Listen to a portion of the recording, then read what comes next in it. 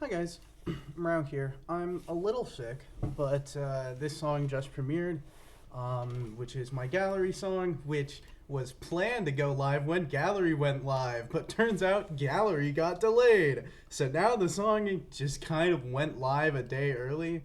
Um, however, this is the project breakdown for it. I'm actually going to start with the section that I made first, which is this guy right here.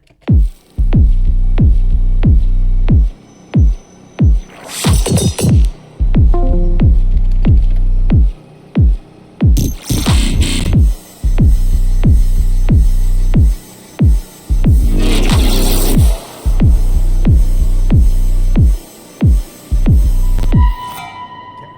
So this first section originally went through a lot of iterations where this piano was originally going to be like the main thing you would hear. So it's just like kicks, snare, or just kicks, and then like actually I can just play it like this.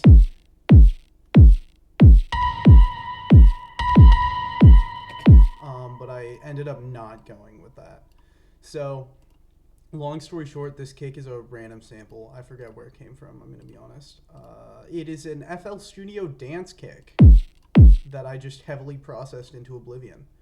It sounds like this, and then just a ton of like, and then I pitch it down. EQ to get only the parts that I want, and then distort. What was I doing with this? I was putting a convolver on the mids. It didn't even do anything really. And then we have more crazy EQ shapes. What is going on with the EQ shapes on specifically this kick? These are wild EQ shapes, even for me. And then it's just like more stuff. This is a low pass that I use in the earlier parts of the song. I'll cover it when I get to it. My side chain is this automation clip, which I just trigger every time the kick hits. I just use this side chain as well. The side chain is just a volume automation on this guy because I want to be really specific about it. Then we have this, which is a phase plant made by yours truly that is literally just a sine wave with a pitch envelope and some distortion in EQ. So it's like no post-processing. It's and then distort and EQ, and then so on and so forth. A ton of You're gonna notice a theme with a lot of these basses. I just kind of compress and distort them more and more and more and more and more and more and more. This compression is weird, actually. What purpose does it serve? Okay, it removes the click. So this distortion, I have the high shape so weird because without this, it has this like massive click at the beginning. And I wanted to mitigate that a lot, so it just became... In fact, there's pretty much no high end in that sound now. The actual attack of the sound comes from this little pitch envelope. Right, and then together there.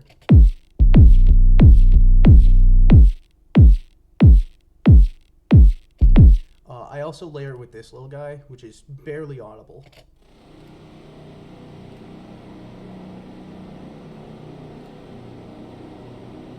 Awesome. it's just it's like literally nothing. We have so many other Foley sounds that I'm gonna go over later, just because there's a lot of reused sound design in this entire project, and I want to get through all the stuff that's in the project first. So right, the main focus of this are all these like filler basses, which are like that gets layered with this guy, and then like don't confirm this guy here. This sound design session I'm going to go over at the end because it's so funny and I want to give it the amount of time it actually deserves. But so all these like sounds here, once again, a ton of just compression, distortion, like sine compression kind of stuff. This sound in particular is much more complex. And it's without the post-processing on the phase plant or the mixer track, it's just ding ding ding ding. And then we have like compression, distortion. By the way, it's a sine wave with noise that gets hard clipped. That's the whole thing. Phase distortion is what makes it kind of sound squelchy. And then that's what gives it its like actual like do do do do kind of sound. And then we boost the lows, then we asymmetrically distort it, which is what helps it sound a lot more like low, like, right? It adds a little more like grit to the low end. Then we do the opposite direction, which sounds like that. Oh, wait, hold on. It sounds like this. And then we sine fold it to give it a ton more squelch. And then this is where the vowel comes from. Right, but that's like really like weak. So now we get into all this. Once again, just this specific one, I believe, has more going on. Yeah. Hyperdimension to add some extra like space to it. EQ to make the lows stand out. Compression to give it a little more grit. Tube distortion to give it a little more grit. Distort it again. Then this guy also removes those like annoying high-end things. And then more distortion. And then crazy EQ shapes. And then finally more distortion.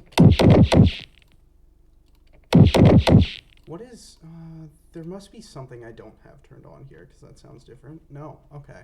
It just sounds this bad on its own. Right, and then you have these are, let me actually double check what they are, but I think they're just various, like, yeah, these are just random percussion samples that I had laying around that I just threw in.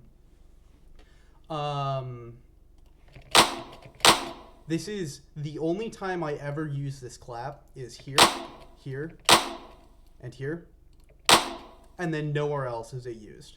So this is only like, for example, right here, it's used like, right, if I get rid of this. So it's only used to have this have extra impact. And then this side,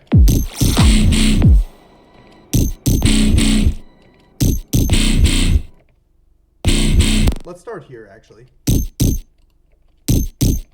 So this phase plant is very similar to the one I had before, but it's a pluck this time. This is one of my most complicated phase plant presets, so I won't go over it. But without any of the effects, it sounds like this. So nothing too crazy, and then... Alright, so that's how the phase plant itself sounds. And then there's just a ton of adding flavor to it. So this is a down sample. Yeah, that's it. It just adds that little extra bit of like high-end silliness. This is what makes the mids more wet because these vocodexes, they're only on the mids, which is a technique I learned from Virtual Riot that prevents the lows and the highs kind of from being like... It prevents the lows and highs from getting tampered because they're what actually give the sound what makes the sound the sound. No, that's not at all what I meant. The lows and highs are what gives the sound strength, and then the mids are the actual flavor of the sound, so you can tamper with those a lot more. Then in EQ, to kind of not have too much of that mids shining through, distortion, EQ again, high pass because I layer it with another sub, distort more, compress, EQ again, distort once more. This sound is a little bit more complicated because what? This is not it. It's this guy. So this is a preset I made a while back. I forget how I made this wavetable, I'm gonna be honest. But the growly part of the sound comes from this filter right here. So even without it, you can still like... it's just kind of having something that's harmonically dense and rich that you then filter pretty abrasively like this. And then you have all these, so if I turn them all off, this guy sounds like this. And then,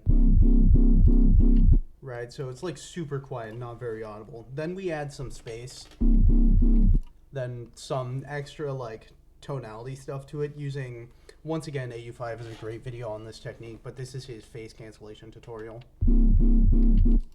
And then soft clip, and then compress. And then this EQ doesn't do a lot. It just adds a tiny bit more high end to the sound where it's needed. Nothing else too bad.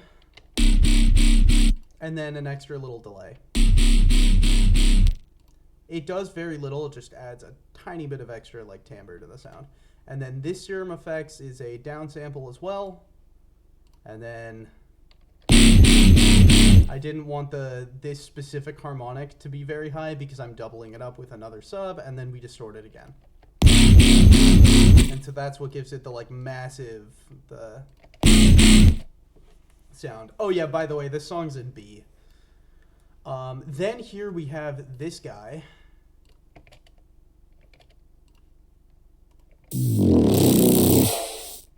So this guy is a complete and utter mess is what he is.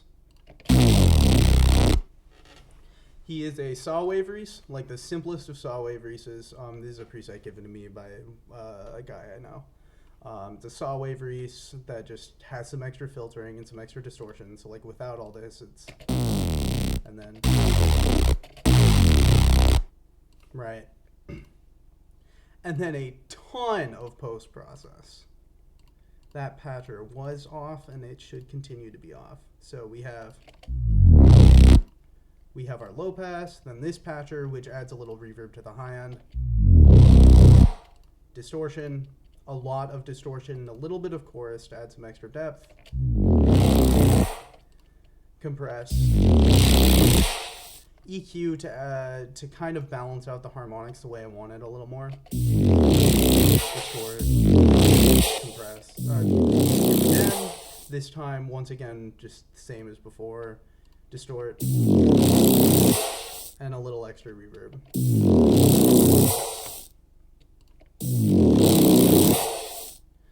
It's also layered with this. As I said, I will go over that sound design session near the end because it's one of the most complicated parts of the song. And then we have this piano, the same one as before.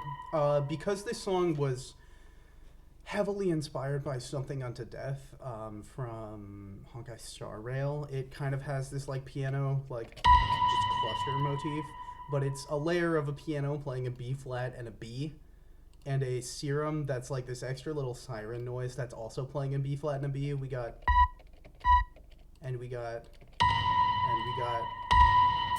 it's the tiniest little like addition that serum is. What is this guy? Reverse of this so that it's not just like out of nowhere you hear that piano. And then we have this guy, which I'm not sure how I made that. It just happened to be in my rendered folder. And this guy. I should really go over this sound design session considering how much I use it. I'll go over it at the end of this drop. And then the background of this first part we have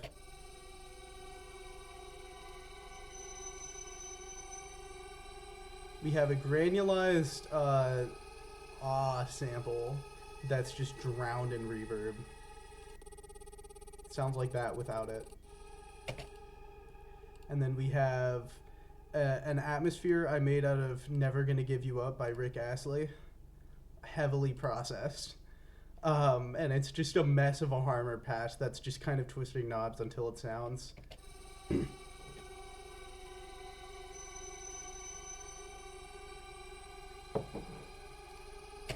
And then layered with that is this guy.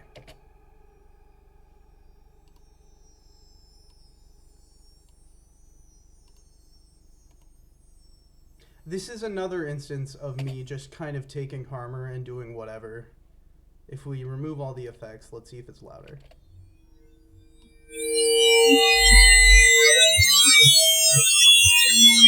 That's what it sounds like, and then I contain it to just the highest parts of it, put some reverb, and then I really pitch it up.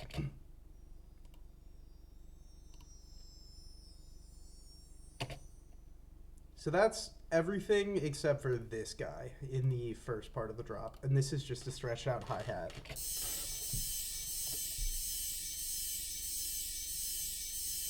Actually, there's also this guy. What is even going on here? What the heck? Is this a frequency shifted piano?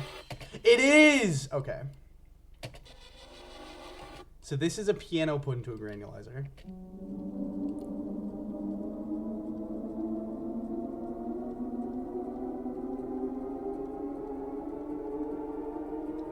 That's getting pitched up. It actually sounds quite heavenly. That's a surprisingly good piano pad. And then I high pass it so we only get the parts that I want. And then this is where the magic happens. We frequency shift it down. And now it sounds a lot more demented. Here I add some like really weird high end using distortion shapes.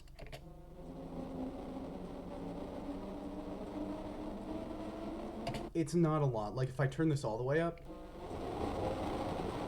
you get that sound instead, which is too noisy. And then another EQ to consistently make it only the high end. And then the craziest plugin known to man. This is Morph. It's part of the Spectral Suite by Andrew Riemann, I believe. And this literally remaps any part of the harmonic spectrum to any other part of the harmonic spectrum. Like if I turn this on and I do this, watch this.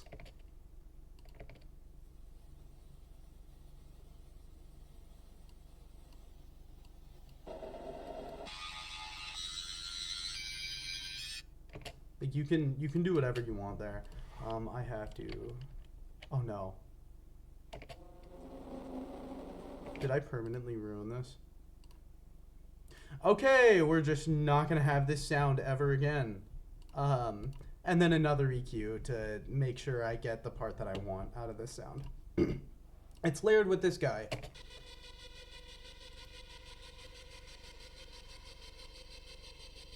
This is an overcomplicated preset for what it does. It's just a, long story short, at its core, it's a saw wave FM'd by another saw wave, and then it goes up in pitch.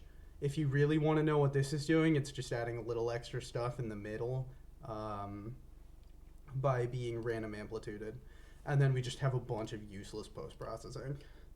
Like...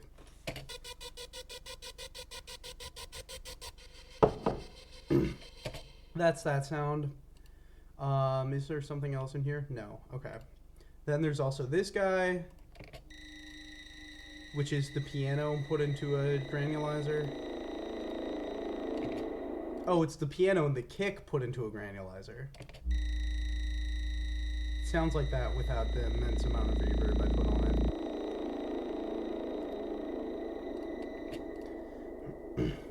Aside from that, there's this guy, and then we can move on.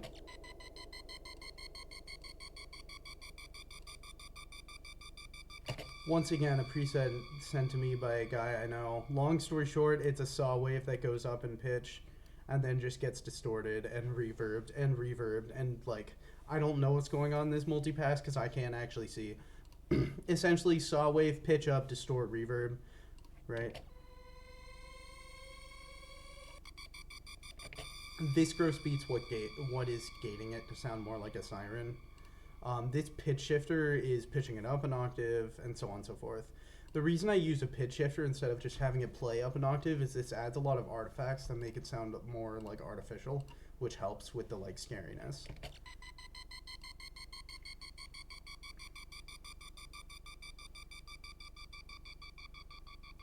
Okay, now that we're done with this section, I'm going to go over the Foley that's used here. So this sound used everywhere in this song. It shows up here.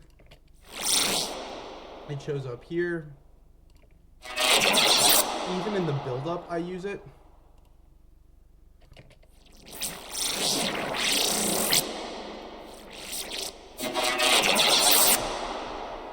So what this is it is a sound design session I did forever ago that I am unsure actually how it was made. Like I can find this.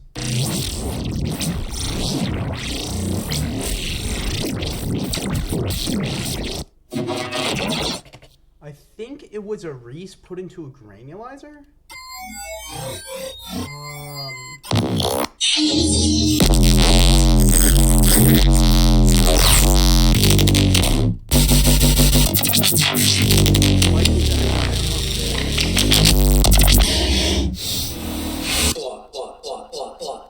You would think I'd figure out which one this was in, but no.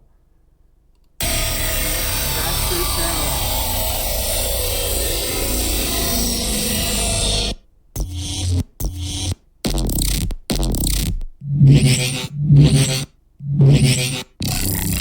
This guy. At least I think. That was it. It might be this one as well. Basically a Reese of some kind put into a granulizer, and then after being put into a granulizer, I put this, I think I can actually demonstrate this. 1 second. I have this patcher preset for a reason. Multi-band flange. There you are. Okay. Insert 67. So I'm going to throw down a single saw wave into insert 67.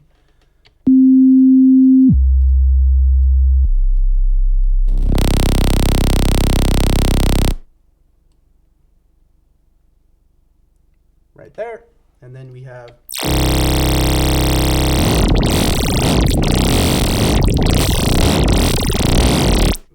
so what this is doing is it has a fruity envelope controller where I'm affecting 3 different things at the same time, 2 of which are mapped to multi-band delays, 1 of which is mapped to another patcher that has the same exact thing going on, where I'm mapping it to 2 multi-band delays. What's going on here is I'm adjusting the scale of them so that they're all slightly out of sync with each other and cause these like crazy flanging phaser motions that like that kind of sound coherent like when I leave it be, but then when I start messing around with this,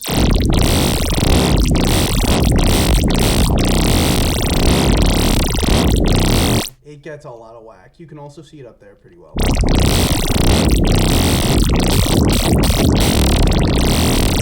So that's what's going on with this sound design session right here.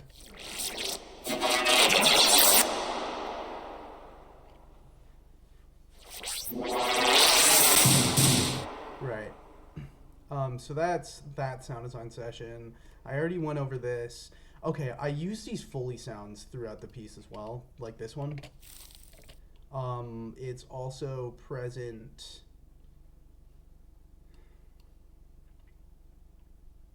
I'm trying to find a good example because I know I use it in this impact as well. Here it is. So what this is this is a phase plant granulizer with, what the heck? Okay, 1 second. Let me put like something impact E in here.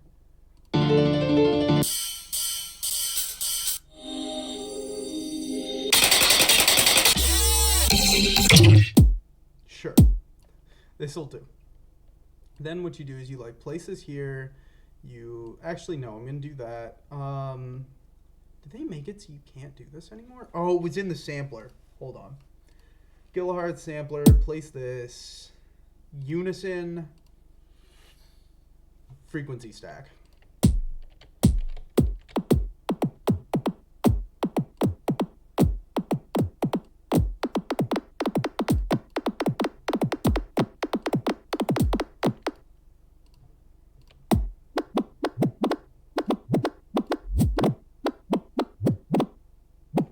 I think I did pitch stack actually, so it was like.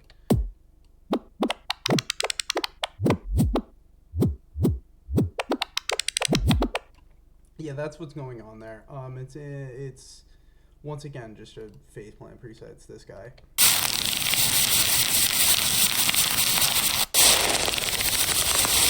In fact, I think that's the exact sound that becomes, or one of these. But yeah, I use these Foley sounds throughout. They're really nice. They help with that, and they're really simple to make. This phase plan I'm going to go over when I go over the beginning of the song, because I've recently been getting into physical modeling, and so I figured out how to synthesize a ticking sound. Anyway, I add this drum for this segment, which is this clap. I don't know where it came from. I just know I have it. I think it's a stock FL clap, actually.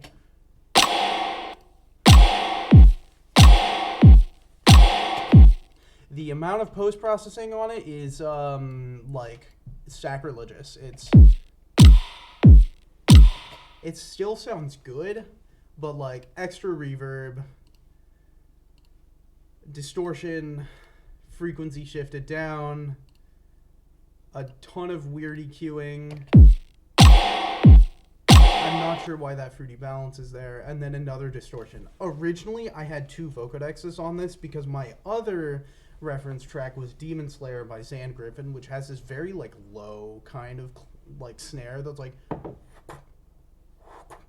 and I didn't know how to do that, but eventually I just settled with what I know how to do, which is. Anyway, here I introduce a massive layer that has a lot of automation clips that change how it sounds. So I need to figure out where they are.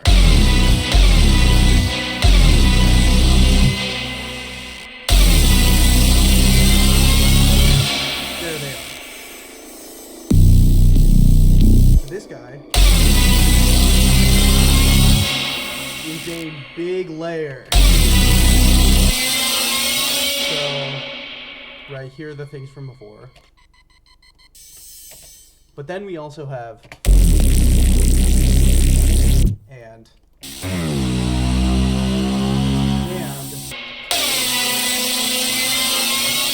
this is the sound I spent the most time on throughout this entire song. We have this is the Reese from my song Ambush, actually.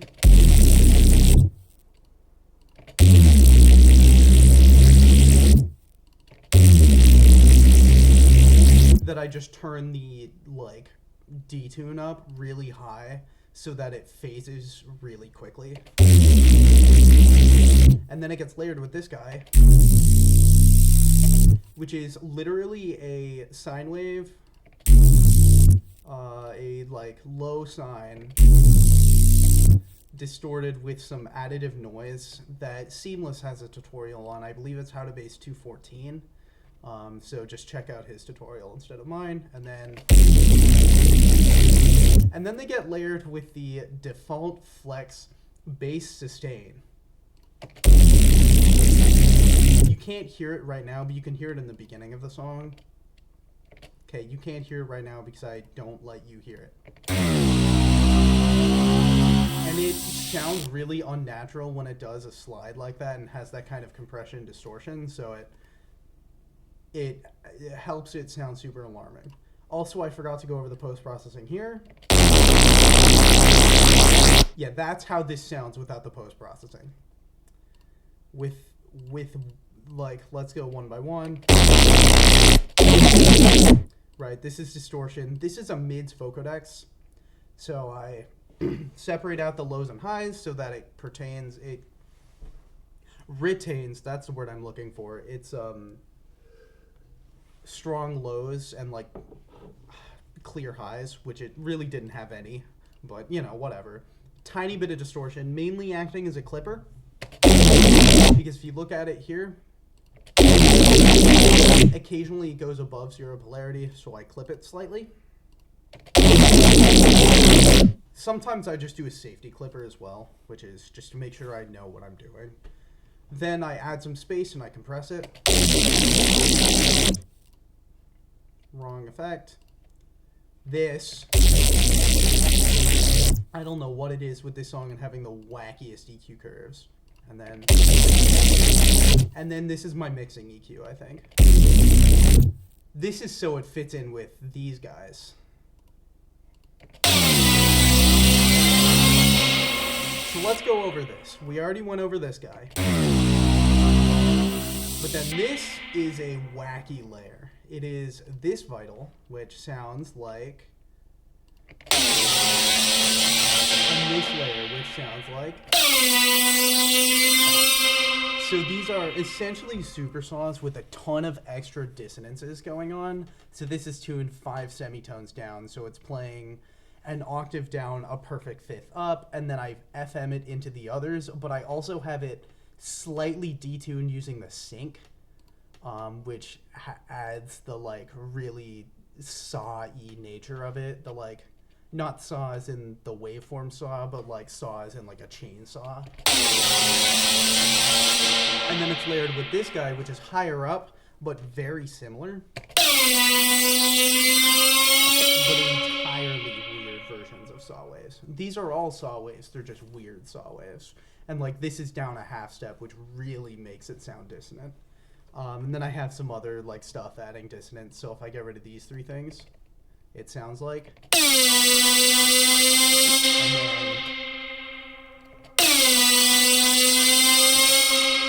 And then that's the wrong one. It's this guy.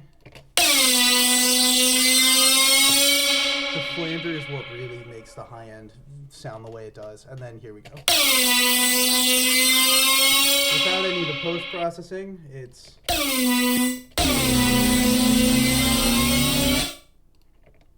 Right. So it's mainly distortion and high passes. Distortion, high pass. Gated reverb. So this is an interesting one. I have a massive amount of reverb on these leads, but I don't want them to interfere with the actual, like, the lead itself cutting through. So I duck the reverb under the sound. If I turn this off, you can hear it really well. Like that. And if... Right, so together there. And then compress and EQ so it doesn't interfere with these guys. Then I EQ them all together, distort them, and then have a low pass on them for earlier parts of the song. So that is the big layer. The rest of this, except for some of these filler basses, we've already talked about. This guy is the simplest sound in the entire song, I think. Besides that like main bass at the first part of the drop. It's So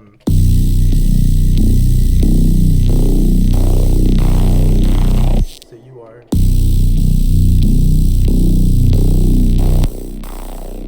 Wow, this sound is way more complicated than I thought it was. Take off all the like flavoring stuff and guess what? It's right, our sub is doing sub things, and then our noise is doing noise things. Then we have this guy.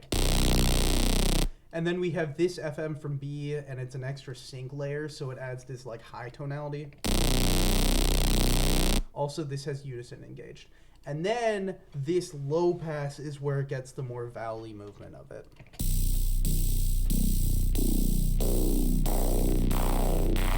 Then it's distorted and compressed, and then it's sent here where it gets distorted and compressed into oblivion. Right, we got... Here I turn down the noise so that when I distort it again, you get more of the part that I actually want. Distort. Compress. Lower the highs a ton. Compress. Distort. Mix. This is my mixing EQ, so I don't want it to interfere much with the high end because I already have a lot of interesting stuff in the high end, so I just turn down the high end.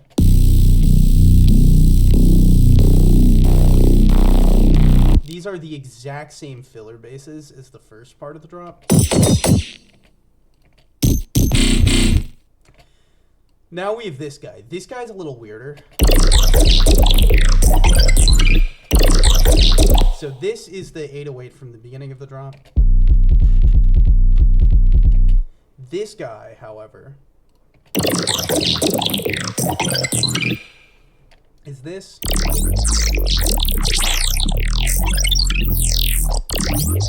If I remember correctly, this sound design jam was made using Harmor. I put a Reese into that mids vocodex thing, and then I just mess around with the phaser to get these like weird high-end things going on with it.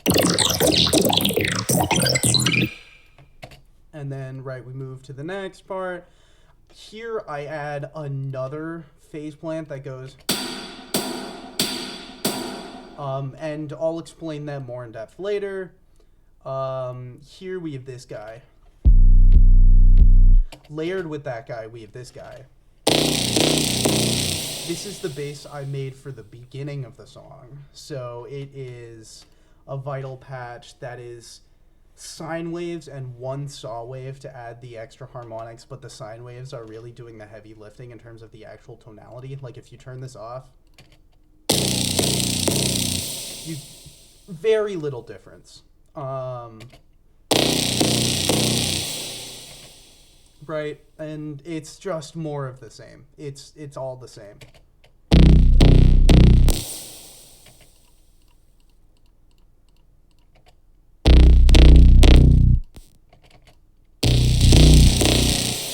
The big thing here is that I have the reverb up, like, mixed in a ton, so that the sound itself, when it gets distorted, sounds a lot more wet and weird.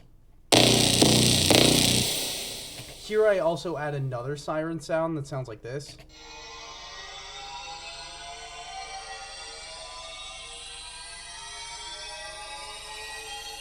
Which reminds me that I should go over this guy, because it's different now.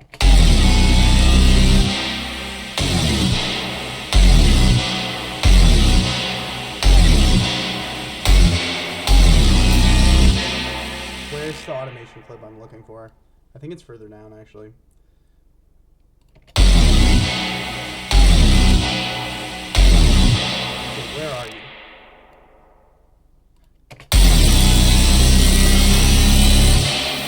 So here, I replace the... What do I replace?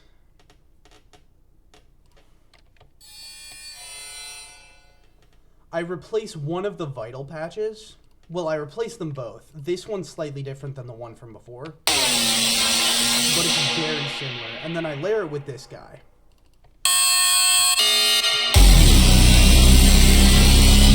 This is weird. It has a key tracked phaser that's on harmonic mode, which is how I get the like weird harmonic stuff going on, with a slight amount of harmonic prism to add to that. I get rid of it all. It sounds very similar, but then you kind of add this, and it has just a little more flavor to it. I don't even know if this is going. Literally nothing. 90% of the stuff that's going on here that it looks complicated is mostly superficial. The only thing that isn't is that I have a custom phaser shape, and it looks like this. And that's what gives it the weird tonality. Also, the harmonizer does.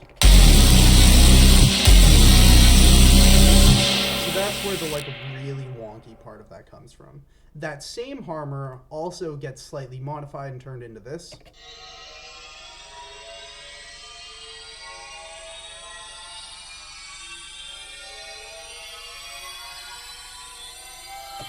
Which is pretty much the same thing, but with some extra distortion. Okay, now we go over this sound. Right, you can tell it's almost the same sound with a few key differences, and I realized I forgot to go over the post-processing on this. Which is just distortion compression. This patcher, which adds some reverb to the highs, EQ, this is the thing that I'm going to have to explain in a second, and then more distortion. So this guy, what it does, right? This uses a plugin called the Bin Scrambler, which essentially takes any harmonic input fed to it and randomizes where it is in the harmonic spectrum with a few parameters. I believe the scramble is how much it affects it, the scatter is the possible range, and then the rate is how often it changes. But then I put this into a Vocodex,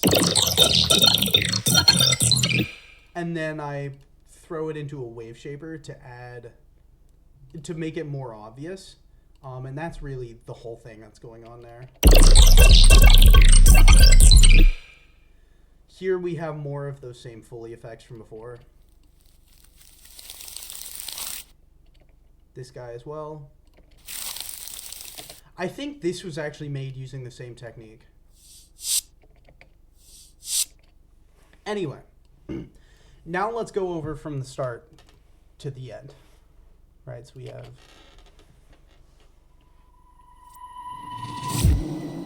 have this bell that I just pitched to play a B, which is the key of this song, that gets pulse stretched, and then I just have it fade in. Same piano sample from before. Same multiband flange sample from before, but slightly quieter. Same sample from before. This guy is weird. I cannot really explain the sound, just because the whole process behind it is, once again, there's a Virtual Riot video on this. He takes a sine wave, has it play a laser, like a then he essentially adds more and more delays, flangers, phasers, comb filters, effects like that to give it like weird high-end shenanigans. And that's how he made his like laser sound. And so this is a reverse me doing that, but the sample is reversed. Okay. Now, here we have a lot of stuff on this first hit. So, we have,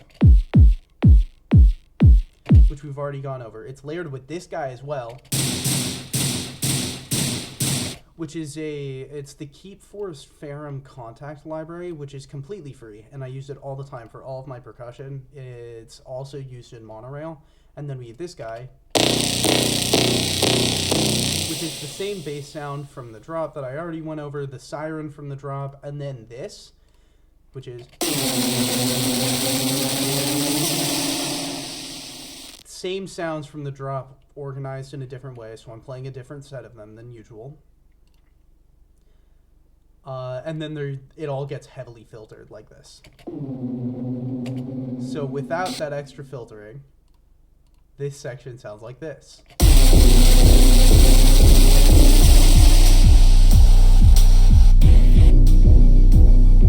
And so there's just a ton of low passes and like turning down the volume of things so it doesn't sound as abrasive. And you'll see why I had to do that in a bit, because I really worked backward from about this measure right here. And so a lot of the choices were influenced by that. Then I throw in this string and brass section, also contact libraries. One contact library, it's Project Sam, the free orchestra. Once again, free.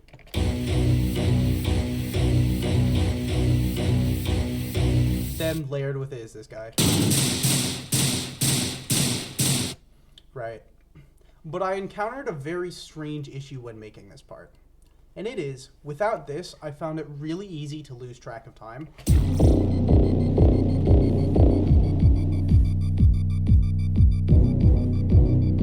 And actually get off. So I added this little ticking sound that plays every beat. Here's the thing about this ticking sound. I synthesized it from scratch. So here is the ticking sound on its own.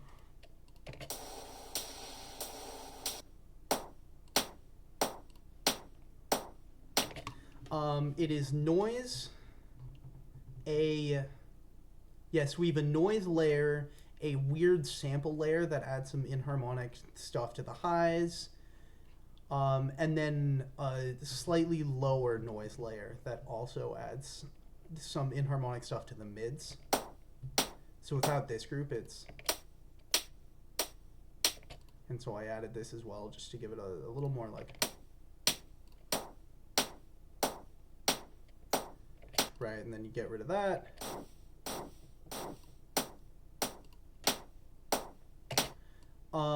Physical modeling, I would really have to make my own video on just because it takes so long to explain. And then this guy is the same thing, but slightly less reverbed out in the post-processing, right? Since the post-processing on this one is like almost entirely reverb, just drown in reverb.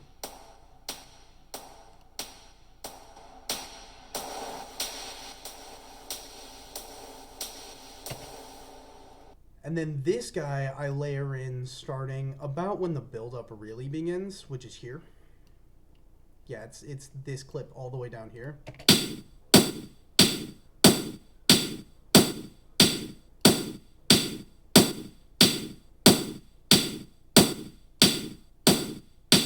Okay, right, so it's the same thing, slightly different like settings.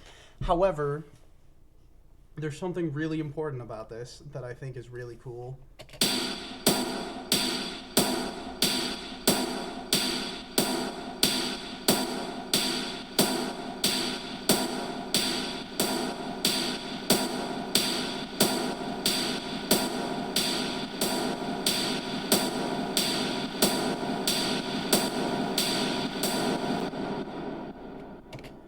I slowly fade in reverb on it till it becomes like completely drowned in that reverb.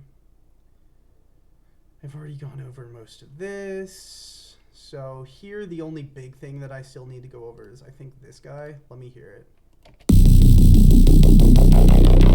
It's the same guy that I use in the end of the drop. I just have him go faster.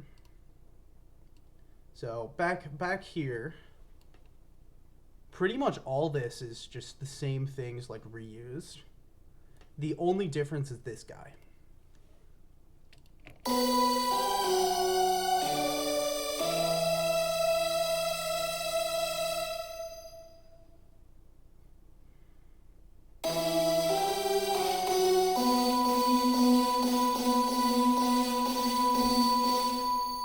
So in order, this is a super saw.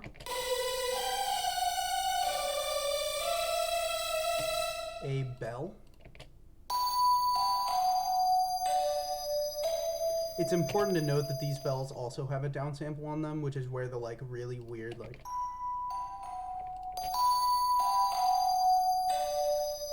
and then I drown it all in reverb, so.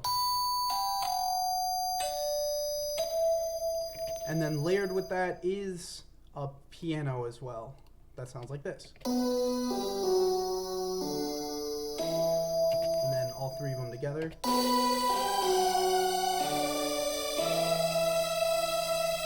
I add more layers to that, however, in the next section, which has this going on.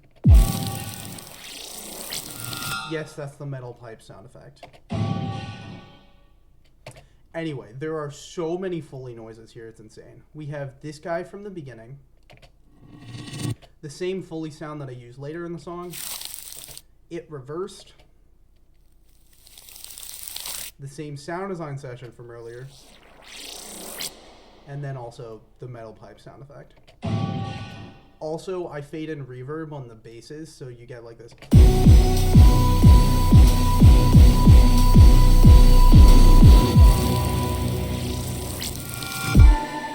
This harmor bass is the last part of this.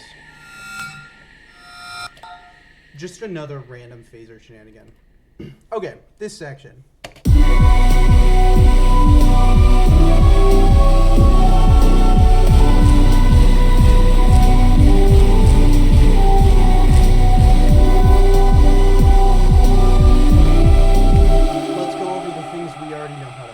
Ticking sound from before. 808 from before. Kick from before. This bass is the same as before. It's just slower in this case. Same sound as before. Just with higher velocity, so it does more. This is the weird part.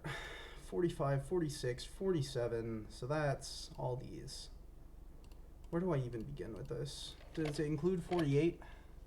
I can't tell. It includes 58, and 59. So I guess I'll also do 58 and 59. Sorry for accidentally opening the wrong thing multiple times. So here's this whole stack. These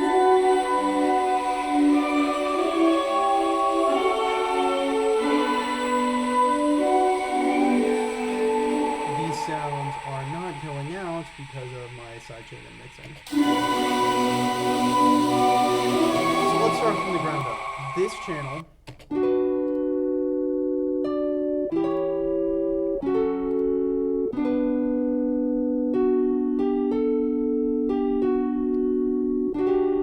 this is a plucked triangle wave, which means Citrus essentially applies a low pass that does a curve that's kind of like this. And so it sounds plucked, right? And then it's layered with a piano. And then the thing that actually makes this sound interesting is the way I distort it and add like the high-end stuff going on. Because I didn't want to be obvious that this was a piano, so we have a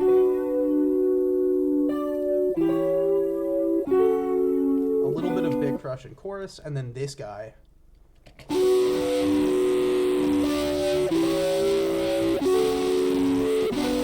Right, it's a lot. That is like a lot of stuff to add. It's just a ton of distortion. Mids vocodex to make it sound more fluid. Adding a layer an octave up, but not mixing it in too much, and then adding space and a tiny touch of extra high-end stuff to it.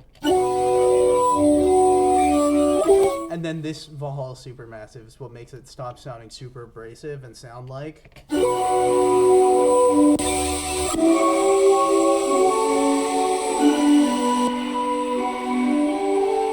then this EQ is like really, really stark. It does a lot. And that's kind of what saves the sound from being too much. Then we have this guy.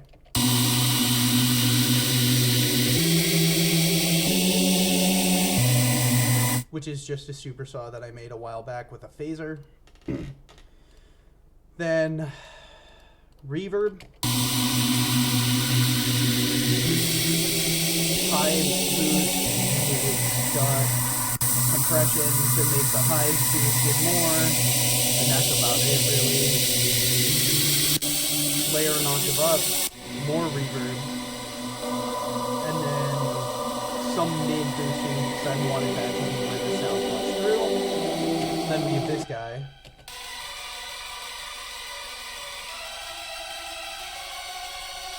Which is just playing the chords with this more plucky version of the same super saw as before. And then we have a layer an octave up. Oh yeah, it sounds like this. Layer on octave up. Reverb. Compression. More reverb. That was the issue. Okay, hold on.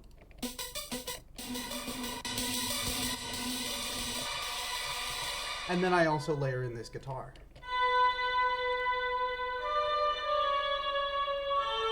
It's a really simple guitar pad that I just bury in there.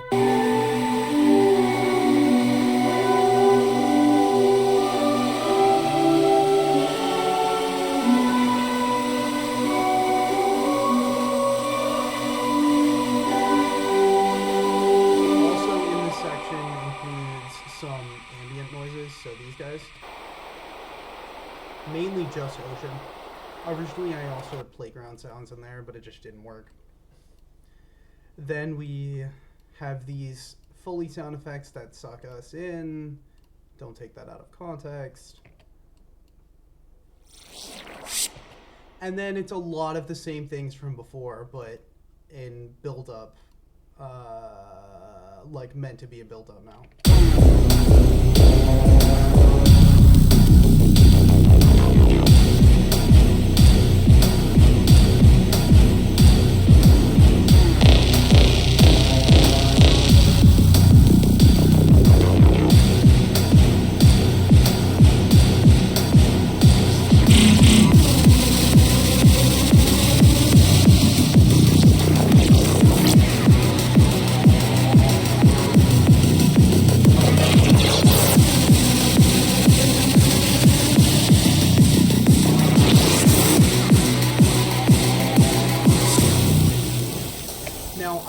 wanted to let this part play because in my separate mastering session that I deleted, actually, there's some extra stuff going on here, but still here I have this high pass that just gets further and further up, because the main difference I realized between these two sections is this is entirely low end and this is almost no low end. So to make this drop hit right, I have to really accentuate that difference, which is why also like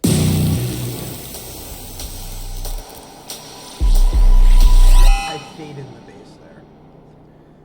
Okay, so I have this high pass, I have reverbs fading in, I also have a slight low pass that gets fade in. I have all this stuff that's just coming together so that these two measures are a massive transition. So everything that's going on in these two measures are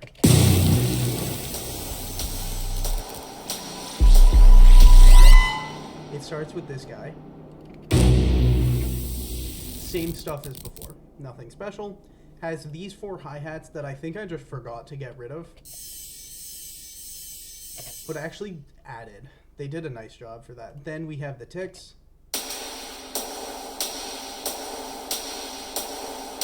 That was a mistake. That's not supposed to be there. We have this impact. And then we have all of this layered here. So that, the impact, and these guys together sound like,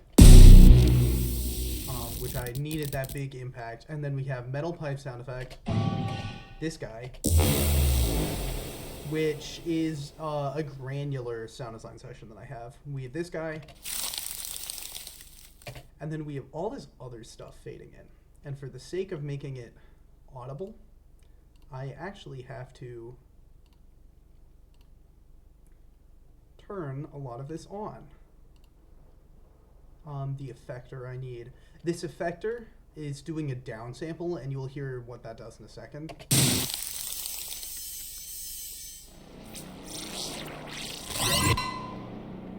Okay, it's not very obvious without this guy.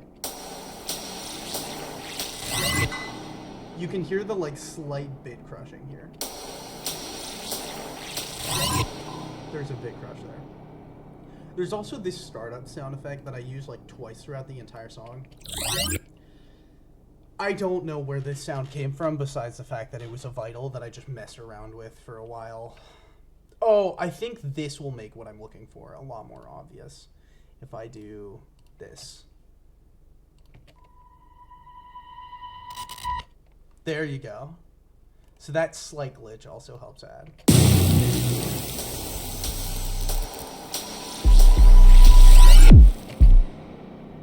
Also, the way that this downsample works, because it's louder here, you can hear it more, and it's what causes the kind of like sound. It's really hard to explain if I can't just show it to you, and I can't show it to you for some reason. Anyway, then we've already gone through the drop, and then this is really simple. It's just more of the like Foley's.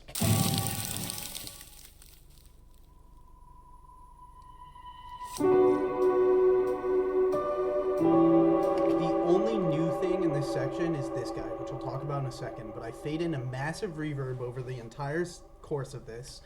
I fade in the ticking sound over the course of this because by the point I made this section, I had already decided on the title. So I was kind of like, what if I like make it sound like the time is moving again or something like that was kind of the vibe I was going for. So I had the ticking sound fade in, and I had this guy fade in, which I'll explain in a second. And then I have this reverb just to make it sound super washed out. And then I also have a high pass that gets faded in. So here's the sound that, here's this guy. Give it a second.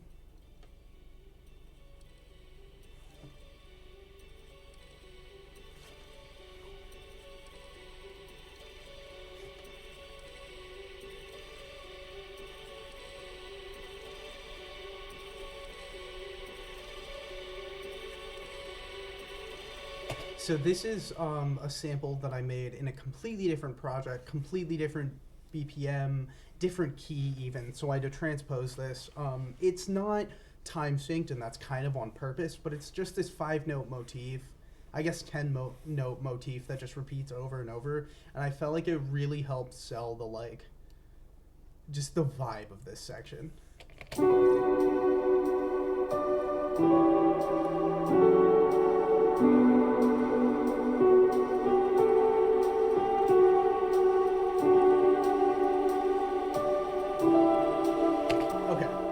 The last thing I want to mention is the stuff that I did in the mastering session and on my master. On my master right now, I have simply a compressor that just adds a slight bit of mids and highs, as well as an EQ that is the high pass EQ.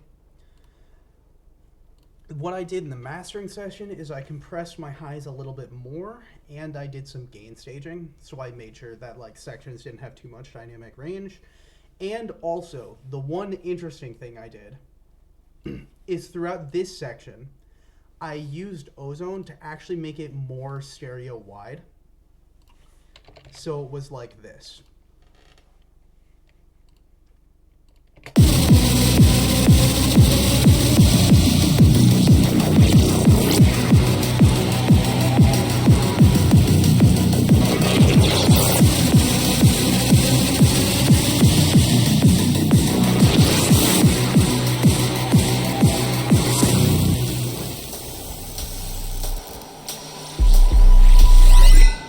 Right, because if you look at the stereo imager on this whole section, I'm going to use this for example. You can see it goes from being super wide to almost completely mono instantly, like this.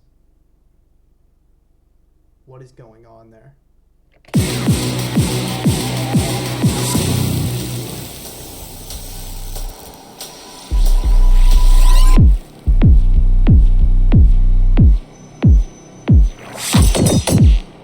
Like it was really good if I emphasized that. Yeah, okay, I messed up this sound. I don't know what happened to it, but this sounds different now.